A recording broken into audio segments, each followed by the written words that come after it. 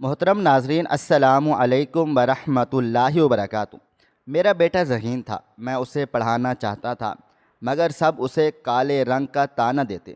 School میں بچے اسے کالو کالو کہہ کر چڑھاتے۔ پرنسپل نے یہ کہہ کر سکول سے نکال دیا کہ اسے اپنے ساتھ کام پر لگاؤ، یہ پڑھ لکھ نہیں سکتا۔ اس دن میرا دل ٹوٹ گیا، مگر بیٹے نے پرائیویٹ پڑھنا شروع کر دیا۔ اپنی محنت سے اسے اسکالرشپ ملا، یونیورسٹی پہنچ گیا۔ اسے گولڈ میڈل دینے کے لیے مہمان خصوصی جب سٹیج پر پہنچے تو میرے بیٹے پر نظر پڑتے ہی منہ چھپا کر رونے لگے، کیونکہ بابا میں آگے نہیں پڑھنا چاہتا، آپ یہ کتاب ردی میں بیچ دیں۔ میں کچھ کہتا اس سے پہلے ہی اس نے اپنا بستہ میرے سامنے رکھا تھا اور خاموشی سے اپنے کمرے میں چلا گیا تھا، جبکہ میں حیران و پریشان اس کی پشت دیکھتا رہ گیا تھا۔ اچانک سے اس کو کیا ہوا مجھے کچھ سمجھ میں نہیں آ رہا تھا۔ چند لمحے میں خاموشی سے اپنی جگہ پر بیٹھا رہا تھا اور پھر اٹھ کر اس کے کمرے کی طرف بڑھا تھا۔ ابھی میں کمرے کے دروازے کے پاس پہنچا ہی تھا کہ اگلے ہی پل میری آنکھیں حیرانگی سے بڑی ہو گئی تھیں۔ اندر سے مجھے گھٹی گھٹی سسکیوں کی آوازیں آ رہی تھیں۔ میں نے فوراً دروازہ کھول دیا تھا۔ سامنے ہی میرا بیٹا زمین پر گھٹنوں میں منہ دیے روئے چلے جا رہا تھا۔ اس کا رونا میرا دل دہلا گیا تھا۔ آج تک میں نے حسن کو روتے ہوئے نہیں دیکھا تھا۔ میں فوراً اس کی طرف بڑھا تھا۔ میں کچھ کہتا اس سے پہلے ہی وہ اپنی جگہ سے کھڑا ہو گیا تھا اور مجھے دیکھتے ہوئے بولا، اگر آپ مجھے سمجھانے کے لیے آئے ہیں کہ میں اپنی تعلیم جاری رکھوں تو یہ آپ کی بھول ہے۔ بابا میں آگے نہیں پڑھنا چاہتا، یہ میرا آخری فیصلہ ہے اور میں امید کرتا ہوں کہ آپ میرے اس فیصلے پر زور نہیں دیں گے۔ اس کی بات سن کر میں سخت لہجے میں بولا تھا، کیا ہو گیا ہے حسن؟ کس بات کے لیے رو رہے ہو؟ اور یہ پڑھائی کی بات کہاں سے بیچ میں آ گئی؟ تم تو اتنے ذہین ہو، پیرنٹس میٹنگ میں بھی تمہاری اتنی زیادہ تعریفیں ہوئی ہیں، پھر ایسی بات کیوں کر رہے ہو؟ ابھی تمہاری ممی آ جائیں گی، میں ان سے بھی بات کرتا ہوں، تمہارا دماغ درست کریں گی۔ آج تم نے ردی میں کتابیں بیچنے کی بات کر دی ہے، لیکن آئندہ اگر تم نے یہ بات دہرائی تو میں تمہارا برا حال کر دوں گا۔ میری بات سن کر میرا بیٹا بولا تھا، کیوں برا حال کریں گے آپ؟ یہ سماج کے یہاں کے لوگ مجھے پڑھنے دیں گے؟ بابا جان، آپ کو لگتا ہے کہ میں اعلیٰ تعلیم حاصل کر پاؤں گا؟ میں کبھی بھی آگے نہیں پڑھ پاؤں گا، کیونکہ یہاں کے لوگوں کی سوچ گھٹیا ترین ہے۔ یہاں پر کالے کو گورے پر اور غریب کو امیر پر فوقیت دی جاتی ہے۔ یہاں پر صرف اور صرف پیسے والے لوگ آباد ہو سکتے ہیں۔ ہم جیسے غریب غربا صرف اور صرف سسک سسک کر ہی مر جائیں گے اور ہمیں کوئی سمجھنے والا اس دنیا میں پیدا ہی نہیں ہوگا۔ اس کی بات سن کر میرا دل کب کپا اٹھا تھا۔ آج سے پہلے حسن نے کبھی اس طرح سے بات چیت نہیں کی تھی اور نہ ہی کبھی اتنا غصہ ہوا تھا۔ میں نے اس کا ہاتھ تھاما تھا اور اس کو زمین سے اٹھا کر بستر پر بٹھا دیا تھا۔ وہ ابھی بھی ہنوز روئے جا رہا تھا، اس کے آنسو آنکھوں سے بہے چلے جا رہے تھے۔ میں نے اس کے آنسو صاف کیے تھے اور اسے اپنے سینے سے لگاتے ہوئے بولا، ہوا کیا ہے؟ تم اتنے مایوس کیوں ہو رہے ہو؟ کس بات کی تمہیں اتنی ٹینشن ہو رہی ہے؟ میری جان، اپنے بابا کو بتاؤ تو صحیح۔ جبکہ میری بات سن کر وہ بے اختیار بولا، کیا بتاؤں بابا؟ یہاں کے لوگ اچھے نہیں ہیں، بس مجھے اتنا معلوم ہے کہ مجھے اب سکول نہیں جانا۔ جو آج تماشا سکول میں ہوا ہے میں مرتے دم تک نہیں بھول سکتا، اور یہاں کے استاد میری سمجھ سے باہر ہیں۔ شرم آتی ہے مجھے ایسے نظام پر۔ کاش میں اس دنیا میں پیدا ہی نہیں ہوا ہوتا، کاش میں پیدا ہوتے ہی مر جاتا۔ ایک 14 سال کا بچہ ایسی باتیں کر رہا تھا، میرا پورا وجود کانپ اٹھا تھا۔ میں نے حسن کو جھنجھوڑ کر رکھ دیا تھا۔ میں نے اس کی جانب دیکھتے ہوئے بولا، دماغ درست ہے تمہارا؟ اللہ نہ کرے تمہیں کچھ ہو، اگر تمہیں کچھ ہو گیا تو تمہارے ماں باپ کا کیا ہوگا؟ کبھی تم نے سوچا ہے؟ جبکہ وہ سر نفی میں ہلاتے ہوئے مجھ سے دور ہو گیا تھا اور اچانک ہی روتے ہوئے گھر سے بھاگ گیا تھا۔ وہ ایسا برتاؤ کیوں کر رہا تھا مجھے کچھ بھی سمجھ میں نہیں آ رہا تھا۔ میں فوراً اس کے پیچھے کمرے سے باہر آیا تھا، لیکن وہ گھر سے جا چکا تھا۔ میں وہیں برآمدے کی چارپائی پر سر تھام کر بیٹھ گیا تھا۔ آج سے پہلے حسن نے کبھی اس طرح کا رویہ اختیار نہیں کیا تھا۔ کہیں کہیں مجھے بات سمجھ آ گئی تھی، لیکن میں دل ہی دل میں دعا کر رہا تھا کہ جیسا میں سوچ رہا ہوں ایسا نہ ہو، کیونکہ اگر حسن نے ایک بات اپنے دل و دماغ پر سوار کر لی تو وہ کبھی بھی آگے نہیں بڑھ پائے گا، اور جتنی اذیت دنیا اس کو دیتی تھی یہ چیز میرا دل جلا کے رکھ دیتی تھی۔ میں نے فوراً اپنا موبائل فون نکالا تھا اور اس کی ماں کو فون لگا دیا تھا۔ پہلی بیل پر ہی میری بیوی نے کال ریسیو کر لی تھی۔ وہ ہیلو بولتی اس سے پہلے ہی میں بولا، جہاں پر بھی ہو فوراً سے گھر آؤ، ہماری اولاد مشکل میں ہے اور اسے ہم دونوں کی اشد ضرورت ہے۔ جبکہ وہ بے اختیار بولی، کیا ہوا ہے شمس؟ میں مارکیٹ آئی ہوئی ہوں، کوئی مسئلہ ہو گیا ہے؟ جبکہ میں بے اختیار بولا، کوئی مسئلہ نہیں ہوا، تمہیں اپنی شاپنگ اپنے آپ سے ہی فرصت نہیں ہے۔ تمہیں معلوم ہے تمہاری اولاد کتنی رو رہی ہے، مرنے کی باتیں کر رہی ہے۔ جبکہ اس بار بھی اس کا بھی دل دہل سا گیا تھا۔ وہ بے اختیار بولی، کیوں، کیا ہوا؟ حسن ٹھیک تو ہے نا؟ جبکہ میرا بس نہیں چل رہا تھا کہ میں کچھ کر بیٹھوں۔ میں غصے سے لال سرخ ہوتے ہوئے بولا، تم سے جتنا کہا ہے اتنا کرو، جتنی شاپنگ کرنی تھی تم کر چکی ہو، اب گھر کو واپس لوٹ آؤ، مجھے تم سے ڈسکشن کرنی ہے۔ میری بات سن کر وہ بولی، اچھا ٹھیک ہے میں آ رہی ہوں، آپ پریشان نہ ہوں، اور حسن کہاں پر ہے؟ اس کی بات کا میں جواب نہیں دینا چاہتا تھا، لیکن وہ ماں تھی، ہر بات کا حق رکھتی تھی۔ میں فوراً سے بولا، باہر چلا گیا اور روتے ہوئے گیا ہے۔ جبکہ وہ بے اختیار بولی تھی، آپ جا کر اسے ڈھونڈیں اور گھر لے کر آئیں۔ اس کا دماغ جب خراب ہوتا ہے تو وہ کچھ بھی کر لیتا ہے، اور میں نہیں چاہتی کہ کہیں وہ کوئی غلط قدم نہ اٹھا لے۔ اس کی بات سن کر میرا دل بھی دہل سا گیا تھا اور میں فوراً بولا، اچھا ٹھیک ہے میں جاتا ہوں، لیکن تم جلدی گھر لوٹنے کی کوشش کرو، مجھ سے زیادہ تو وہ تم سے اٹیچ ہے۔ میری بات سن کر اس نے جی کہا تھا اور فون بند کر دیا تھا۔ جبکہ میں اپنا موبائل فون جیب میں ڈال کر گھر سے باہر کو نکل آیا تھا۔ میرا رخ سلیم بھائی کی دکان کی طرف تھا۔ زیادہ تر وہ ان کے پاس ہی جاتا تھا۔ وہ بہت ہی نیک انسان تھے، کبھی بھی کالے پر گولے کو فقیت نہیں دیتے تھے، اور نہ ہی امیر پر غریب کو۔ وہ ہمیشہ ہر شخص کے ساتھ ایک جیسا برتاؤ کیا کرتے تھے۔ میں سلیم بھائی کی دکان پر پہنچا تو میرے سوچنے کے بالکل ٹھیک مطابق حسن ان کی دکان کے پاس ہی بیٹھا ہوا تھا۔ میں اس کے پاس پہنچا تو وہ مجھے دیکھتے ہوئے بولا، بابا آپ چلے جائیں، مجھے کچھ دیر یہاں بیٹھنے دیں۔ جبکہ میں نے غصے سے اس کا بازو تھام لیا تھا اور اس کو دیکھتے ہوئے بولا، چلو میرے ساتھ، ورنہ مجھ سے برا کوئی بھی نہیں ہوگا۔ تماشا بنایا ہوا ہے تم نے چھوٹی چھوٹی باتوں کا، گھر چلو۔ جبکہ اس نے نم آنکھوں سے مجھے دیکھا تھا اور نہایت غمگین لہجے میں بولا، کیوں جاؤں میں گھر؟ کیا دیا ہے اس گھر نے مجھے سوائے رسوائی کے؟ نہیں جانا مجھے آپ کے ساتھ، میں یہیں رہوں گا۔ اس کی باتیں سن کر سلیم بھائی بھی اپنا کام چھوڑ کر باہر آ گئے تھے۔ میں کچھ کہتا اس سے پہلے ہی سلیم بھائی نے مجھے اشارے سے ٹھنڈا رہنے کا بولا تھا اور حسن کا ہاتھ تھام کر دکان کے اندر لے کر چلے گئے تھے۔ میں نے اپنا سر جھٹکا تھا، مجھے اب اپنی بیوی کا انتظار تھا۔ میں سیدھا گھر کی طرف روانہ ہو گیا تھا۔ میرا دل و دماغ بالکل بھی کام نہیں کر رہا تھا۔ میرا بیٹا رو رہا تھا، مجھ سے بیزار ہو رہا تھا، اور یہ چیزیں مجھے بے حد تکلیف دے رہی تھیں۔ گھر آ کر بھی میں بالکل خاموش ہو کر بیٹھا رہا۔ تقریباً کوئی آدھے گھنٹے کے بعد میری بیوی پریشان سی گھر میں داخل ہوئی اور مجھے دیکھتے ہوئے بولی، کہاں ہے حسن؟ آپ اسے ڈھونڈنے نہیں گئے؟ سامان رکھتے ہی وہ مجھ پر چڑھ دوڑی تھی۔ جبکہ میں اسے دیکھتے ہوئے بولا، حسن گھر نہیں آ رہا، وہ سلیم بھائی کی دکان پر ہے۔ کیا کروں؟ بولا، گھر چلو تو بدتمیزی کر رہا ہے، اور ابھی جس قدر اس کی حالت خراب لگ رہی ہے، مجھے نہیں لگتا کہ ہمیں اس کے ساتھ کسی بھی قسم کی زور زبردستی کرنی چاہیے۔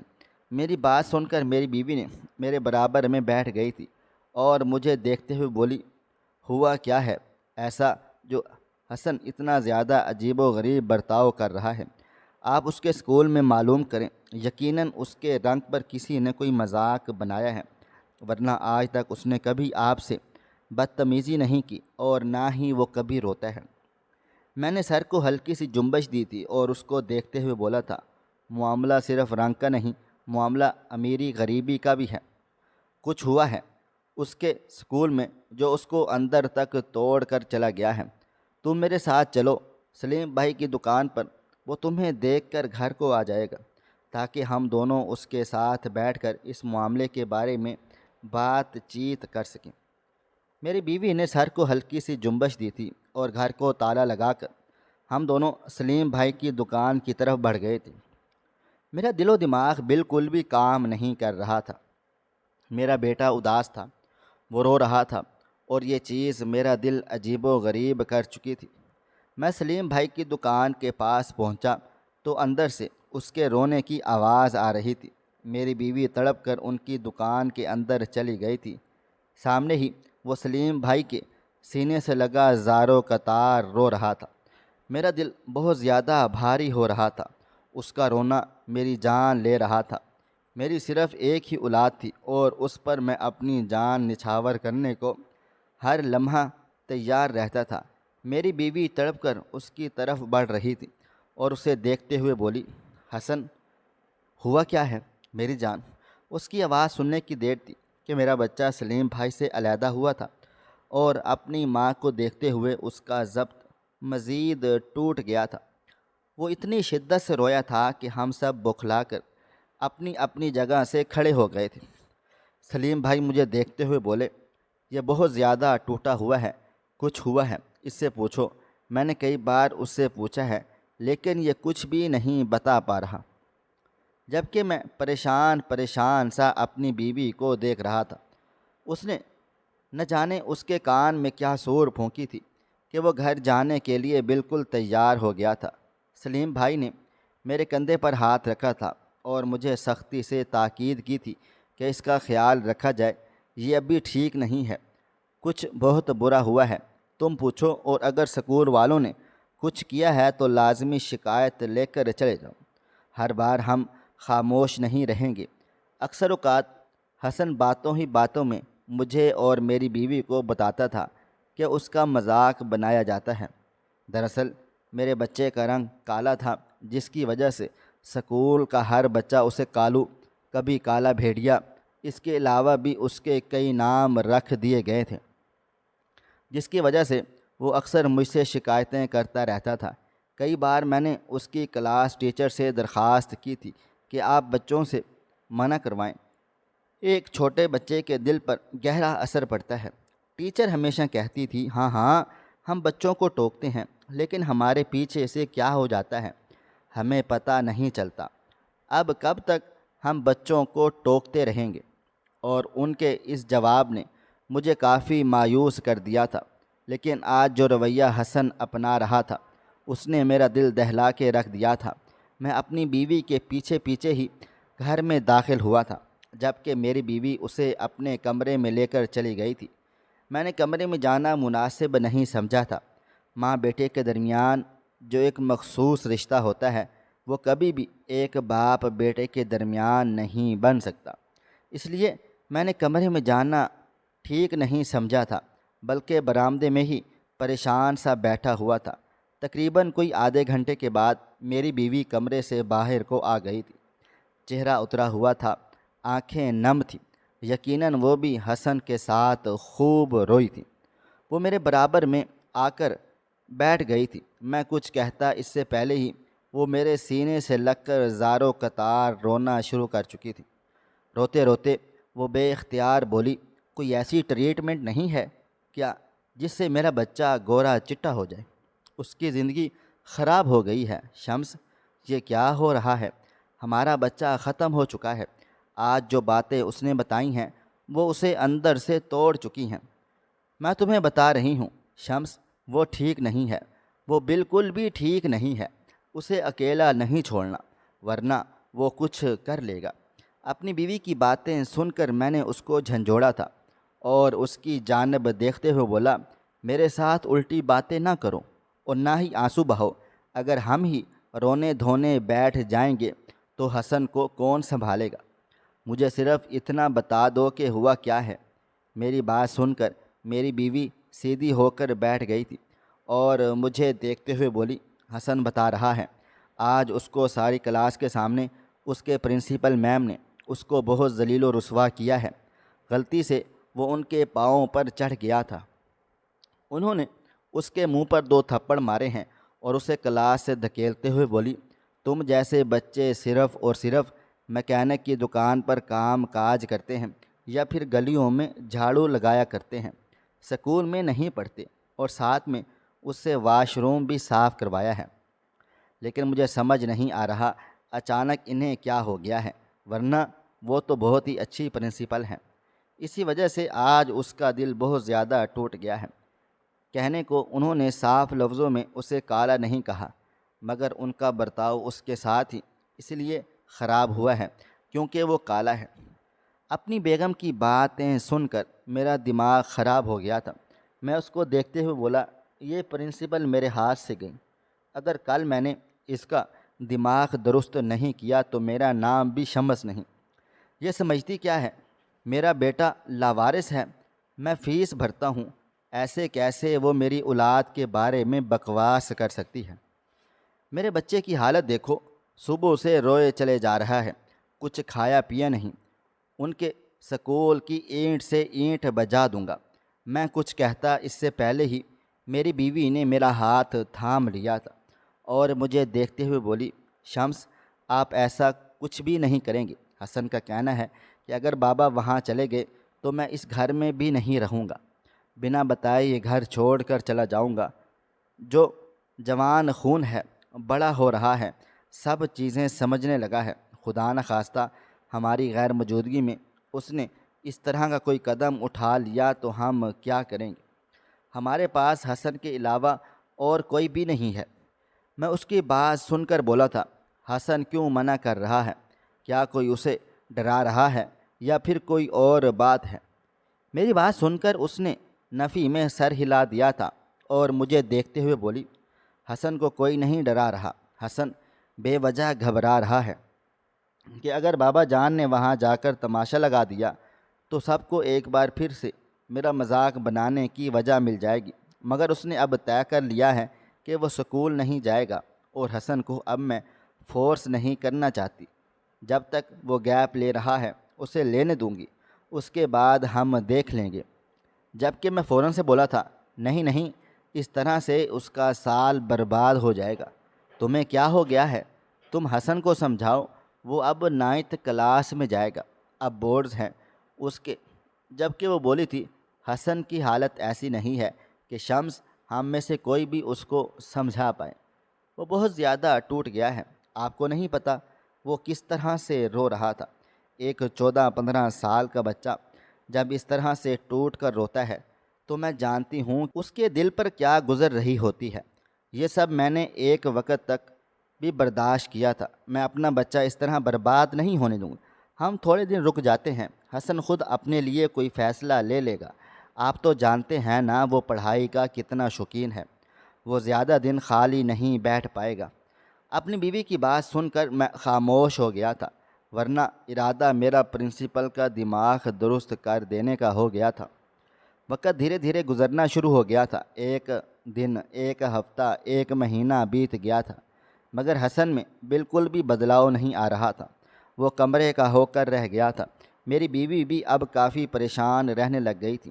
اس کا پریشان رہنا مجھے بھی اب عجیب اذیت میں ڈال رہا تھا، لیکن اب میں مزید خاموش نہیں بیٹھ سکتا تھا۔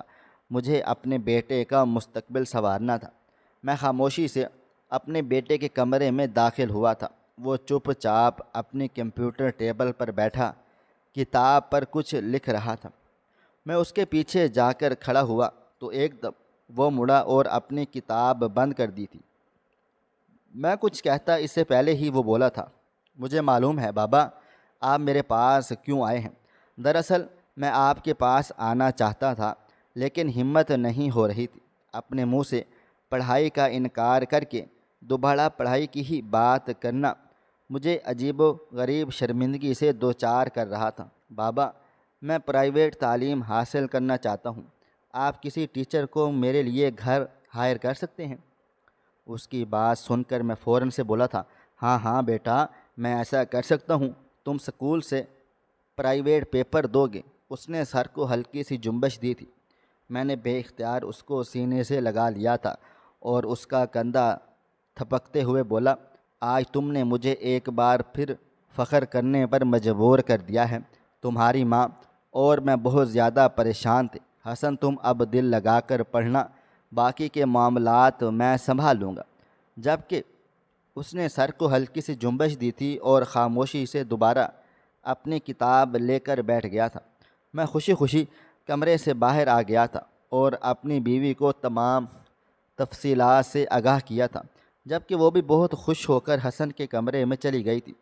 اگلے روز ہی میں نے اس کے سکول میں جا کر اس معاملے کے لیے اپلیکیشن جمع کروا ڈالی تھی، اور خدا کا لاکھ لاکھ شکر تھا کہ 2 دن بعد ہی اس کی اپلیکیشن قبول ہو گئی تھی اور اسے پرائیویٹ پیپر دینے کی پرمیشن مل چکی تھی۔ میں نے بھی بہت خدا کا شکر ادا کیا تھا۔ فوراً ہی میں نے ایک ٹیوشن ٹیچر بھی ہائر کر لیا تھا۔ میرے لیے میرا بچہ بہت ضروری تھا، میں اس کے لیے ہی تو کما رہا تھا، بھلا میں اس پر نہ لٹاتا تو اور کس پر لٹاتا۔ وقت دھیرے دھیرے گزرتا چلا جا رہا تھا۔ وہ بہت زور و شور سے اپنی تیاری کر رہا تھا۔ رات بھر بیٹھ کر وہ برآمدے میں پڑھ رہا ہوتا تھا۔ میرا دل بہت خوش ہوتا تھا۔ میں اس کے لیے خوب دعائیں کیا کرتا تھا کہ میرے بیٹے کو یا اللہ اتنا کامیاب کرنا کہ لوگ اس سے اتنے متاثر ہوئیں کہ اس کا کالا رنگ کسی کو نظر ہی نہ آئے، بلکہ سب اس کی شخصیت سے متاثر ہوتے رہے ہوں۔ اور کہتے ہیں نا کہ اب کی دعا اللہ تعالیٰ لازمی سنتا ہے۔ اس رب نے میری دعا قبول کر لی تھی۔ وقت دھیرے دھیرے گزرتا چلا جا رہا تھا۔ 9th کلاس کا امتحان ہو چکا تھا، اب صرف رزلٹ کا انتظار تھا۔ خدا کی کرنی ایسی ہوئی کہ جب اس کا رزلٹ آیا تو بطور کلاس ٹیچر وہ خود مٹھائی لے کر ہمارے گھر میں چلی آئی تھی۔ میں نے دیکھ کر بہت زیادہ خوش ہو گیا تھا، جبکہ حسن نے ان سے کلام تک کرنا مناسب نہیں سمجھا تھا اور نہ ہی مٹھائی کو ہاتھ لگایا تھا۔ میں نے حسن کو 1-2 دفعہ اشارہ بھی کیا تھا کہ تم ٹیچر سے بات کرو، کیونکہ وہ خاتون بار بار حسن کو پکار رہی تھی، اس سے سوالات کر رہی تھی کہ بھلا تم نے ایسے کون سے نوٹس بنا لیے تھے کہ اتنے اچھے نمبر آ گئے ہیں، مگر اس نے کوئی جواب نہ دیا تھا۔ صرف مروتاً ہماری خاطر وہ برآمدے میں بیٹھا رہا تھا۔ اس کا اتنا روڈ بیہیویئر دیکھ کر وہ صرف آدھے گھنٹے ہمارے گھر میں بیٹھی رہی تھی اور پھر چلی گئی تھی۔ وقت اور گزرا تھا۔ میرے بیٹے نے میٹرک کا امتحان ٹاپ کر لیا تھا۔ پورا خاندان پریشان ہو گیا تھا۔ خدا کا احسان تھا یا حسن کی محنت، مجھے کچھ بھی سمجھ میں نہیں آ رہا تھا۔ پہلے 9 میں اتنے اچھے نمبر اور اب میٹرک میں میری تو باچیں ہی کھل اٹھی تھیں۔ ہر کالج اسے ایڈمیشن دینے کے لیے تیار تھا، مگر اس نے اپنی مرضی کا کالج منتخب کیا تھا اور اب بھی اس نے پرائیویٹ امتحان دینے کا ہی دیے تھے۔ مجھے اس کا یہ انداز اب اچھا نہیں لگ رہا تھا۔ میں اسے باہر نکالنا چاہتا تھا، لیکن اس نے اپنا آپ اپنے کمرے میں ہی مقید کر لیا تھا۔ آج معمول کا ہی دن تھا۔ میں اپنے کمرے میں بیٹھا ہوا تھا جب کمرے کا دروازہ بجا کر حسن اندر کو داخل ہوا تھا۔ میں نے ایک نگاہ اس کے وجود پر ڈالی تھی تو وہ قدم بقدم چلتا ہوا میرے پاس آ کر بیٹھ گیا تھا۔ میں کچھ کہتا اس سے پہلے ہی اس نے 50,000 روپے میرے سامنے رکھے تھے اور سر جھکا کر بولا، بابا جان، یہ میں نے آن لائن کمائے ہیں۔ میری پہلی کمائی پر صرف اور صرف آپ کا حق ہے۔ آپ کی وجہ سے ہی میں آج اس مقام پر کھڑا ہوا ہوں۔ آپ کا بہت بہت شکریہ۔ جبکہ میں پھٹی پھٹی نگاہوں سے اپنے بیٹے کو دیکھ رہا تھا۔ میری بیوی جو الماری میں کپڑوں کی تہہ سجا رہی تھی، اس نے بھی دنگ ہو کر اپنے بیٹے کو دیکھا تھا کہ اچانک سے اس کو کیا ہو گیا ہے۔ میں اس سے کوئی سوال جواب پوچھتا اس سے پہلے ہی اس نے مجھے سمجھانا شروع کر دیا تھا کہ وہ ایک ویب سائٹ پر کام کر رہا ہے جس کے ذریعے اسے ہر مہینے اب اس سے زیادہ یا پھر اس سے کم تنخواہ ملا کرے گی۔ وہ اب اپنی پڑھائی کا خرچہ خود اٹھانے کے لیے تیار ہو گیا تھا۔ مجھے آج اپنی اولاد پر بہت فخر محسوس ہو رہا تھا۔ میں نے اس کا کندھا تھپ تھپا کر اسے شاباشی دی تھی اور اس کے پیسے اسی کو ہی تھما کر بولا تھا، یہ سب تم اپنے لیے سنبھال کر رکھو۔ کتابیں لینی ہوں یا پھر کسی بھی چیز کی تمہیں ضرورت محسوس ہو تو تم انہیں استعمال کر لینا۔ مگر اس نے صرف 10,000 روپے لے لیے تھے اور باقی کے پیسے میری طرف بڑھاتے ہوئے بولا تھا، نہیں بابا جان، یہ ضروری ہے، گھر کا بہت خرچہ ہوتا ہے، مجھے معلوم ہے، صرف ایک کما کر گھر کو نہیں چلا سکتا، میں اپنی پڑھائی کے ساتھ ساتھ جاب بھی جاری رکھوں گا، پریشان نہ ہوں، انشاءاللہ میں ضرور ترقی کروں گا۔ اس کی بات سن کر مجھے بے حد خوشی ہوئی تھی، جس خوشی کو میں لفظوں میں بیان کرنے کی حالت میں نہ تھا۔ حسن نے ہمیشہ ہی مجھے فخر ہی محسوس کروایا تھا، کبھی بھی اس نے میرا سر جھکنے نہیں دیا تھا۔ اکثر میں لوگوں سے کہتا تھا کہ میرے بیٹے جیسی اولاد پر باپ کو ملے۔ وقت اور تیزی سے گزرتا چلا جا رہا تھا۔ حسن نے انٹر میں بھی میدان مار لیا تھا۔ مجھے انٹر میں بالکل بھی امید نہ تھی، کیونکہ خاندان بھر کے بچے ہی ایک بات کہتے تھے کہ انٹر پاس کرنا ہی بہت مشکل ترین عمل ہے، مگر میرے بیٹے نے انٹر میں بھی ٹاپ کر لیا تھا۔ میرے لیے یہ سب کافی حیران کن تھا۔ میں نے حسن کے نام کے پیسے جمع کر لیے تھے، کیونکہ مجھے معلوم تھا کہ یونیورسٹی میں فارغ فیسیں دینی پڑ جاتی ہیں، لیکن میں دنگ رہ گیا تھا جب اس نے مجھے بتایا کہ بابا جان، مجھے کراچی کی سب سے یونیورسٹی میں اسکالرشپ مل گئی ہے، مجھے اب کسی بھی قسم کا روپیہ پیسہ بھرنے کی ضرورت نہیں ہے۔ میں اس کی بات سن کر اس کو دیکھتا رہ گیا تھا۔ خدا ایسے انعام بھی عطا کرتا ہے، میں حیران تھا۔ اگر اللہ تعالیٰ نے اسے ایک عیب عطا کیا تھا تو اللہ تعالیٰ نے اسے اتنا ذہین و فطین بنایا ہوا تھا کہ میرا بیٹا بلندیوں پر پہنچتا چلا جا رہا تھا۔ وقت گزرتا جا رہا تھا اور اس کے 5 سال کیسے بیت گئے تھے، مجھے اور میری بیوی کو پتہ ہی نہیں چلا تھا۔ اس کی آن لائن جاب بھی برقرار تھی اور اس کی تعلیم بھی ساتھ ساتھ چل رہی تھی۔ اس نے بہت اچھے GPA کے ساتھ اپنے تمام سیمسٹر پاس کر لیے تھے اور اس کے GPA اتنے اچھے تھے کہ ہماری گورنمنٹ اس کو گولڈ میڈل دینا چاہتی تھی۔ جس دن اس نے یہ خبر آ کر مجھے پہنچائی تھی، اس دن میں سر جھکا کر خوب رو دیا تھا۔ میں اللہ تعالیٰ سے اس کے پیدا ہونے کے بعد خوب شکوے شکایتیں کیے تھے کہ اللہ، بے شک تو نے مجھے بیٹا عطا کیا ہے، میں تیری اس نعمت پر شکر گزار ہوں، مگر تو نے اس کا رنگ کالا پیدا کر کے اسے اور مجھے دونوں کو شرمندہ کر دیا ہے۔ ہم معاشرے میں سر اٹھا کر نہیں جی پائیں گے، لیکن میری سوچ نہایت غلط ثابت ہو گئی تھی۔ میرے بیٹے نے مجھے صرف اور صرف فخر محسوس کروایا تھا۔ ایک بار بھی اس نے میرا سر شرمندگی سے جھکنے نہیں دیا تھا۔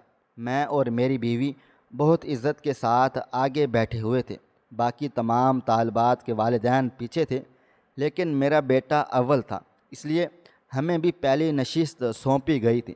مگر اگلے ہی لمحے میں میں اور میری بیوی بے اختیار اپنی جگہ سے کھڑے ہو گئے تھے، کیونکہ سامنے کوئی اور نہیں بلکہ میرے بیٹے کی پرنسپل ہی کھڑی ہوئی تھی، جس کے ہاتھ میں گولڈ میڈل تھا اور اس کا سر جھکا ہوا تھا، جبکہ میرے بیٹے کے چہرے پر ایک بڑی سی مسکراہٹ تھی۔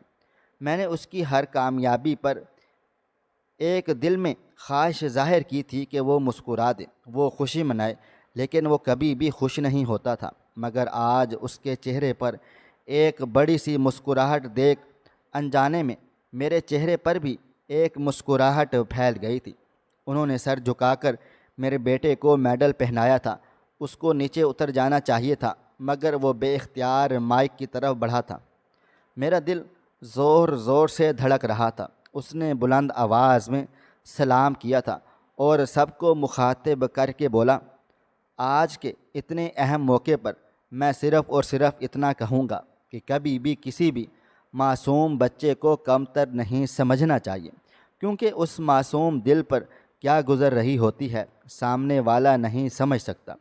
آج کے اس اہم دن پر میں ان تمام اساتذہ کو سمجھانا چاہتا ہوں کہ آپ کی طرح وہ معصوم بچے بھی انسان ہوتے ہیں، ان کے سینے میں بھی دل ہوتا ہے، ان کے بس میں نہیں ہوتا کہ وہ کالے پیدا ہو رہے ہوں یا پھر لولہے لنگڑے یا کانے۔ یہ سب اللہ تعالیٰ کے ہاتھ میں ہوتا ہے، اور آپ کوئی نہیں ہوتے جو ان معصوم بچوں کو جج کرنے والے۔ اس بات کا حق نہ آپ کو اللہ تعالیٰ دیتا ہے، اور نہ ہی ہمارا معاشرہ دیتا ہے، اور نہ ہی ہمارا قانون یہ کہتے ہی۔ اس نے پرنسپل میڈم کی طرف دیکھا تھا جو سر جھکائے کھڑی ہوئی تھی۔ اچانک ہی پورا مجمع تالیوں سے گونج اٹھا تھا۔ میرا بیٹا شکریہ ادا کر کے سیدھا ہمارے پاس چلا آیا تھا۔ آج اس کے چہرے کی مسکراہٹ مجھے اور میری بیوی کو رونے پر مجبور کر گئی تھی۔ میں نے بے اختیار اپنے بیٹے کو گلے سے لگا لیا تھا اور اس کا ماتھا چومتے ہوئے بولا تھا، مجھے تم پر ہمیشہ فخر تھا، ہمیشہ فخر رہا ہے اور ہمیشہ فخر رہے گا۔ تم دنیا کی سب سے اچھی اولاد ہو۔ وہ واقعی بہت اچھا تھا۔ اکثر لوگ کہتے ہیں کہ ایسے بچے شادی کے بعد تبدیل ہو جاتے ہیں، مگر ایسا نہیں ہوا تھا۔ میرا بیٹا جیسا پہلے تھا ویسا ہی رہا تھا، اور اس کو ایک بڑی کمپنی میں اپنی جاب خود آفر کی تھی۔ واقعی اللہ تعالیٰ جب انسان پر مہربان ہوتا ہے تو پھر وہ یہ نہیں دیکھتا کہ وہ کون ہے کیا ہے، وہ بس پھر نوازتا ہی رہتا ہے۔ اور بے شک میرے رب العالمین کے جیسا نہ کوئی تھا اور نہ ہی ان کے جیسا کوئی ہو سکتا ہے۔ ناظرین، آپ کو ہماری آج کی کہانی کیسی لگی؟ کمنٹ باکس میں اپنی رائے کا اظہار ضرور کریں۔ خواہش صرف اتنی ہے کہ کچھ الفاظ لکھوں جس سے کوئی گمراہی کے راستے پہ جاتے جاتے رک جائے، اور نہ بھی رکے تو سوچ میں ضرور پڑ جائے۔ پیارے دوستوں، امید کرتا ہوں کہ آپ کو یہ ہماری کہانی پسند آئی ہوگی۔ کہانی پسند آئی ہو تو ویڈیو کو لائک کریں، شیئر کریں، کمنٹس کرنا بالکل بھی نہ بھولیں۔ اور ہاں، اگر آپ لوگ اس چینل پر نئے ہیں تو اس چینل کو سبسکرائب ضرور کر لیجئے گا اور نوٹیفیکیشن کو ضرور دبا دیجئے گا تاکہ آنے والی کہانی سب سے پہلے آپ کو مل سکے۔ ملتے ہیں کل ایک نئی اور دلچسپ کہانی کے ساتھ۔ تب تک اپنا ڈھیر سارا خیال رکھیے گا۔ اللہ حافظ۔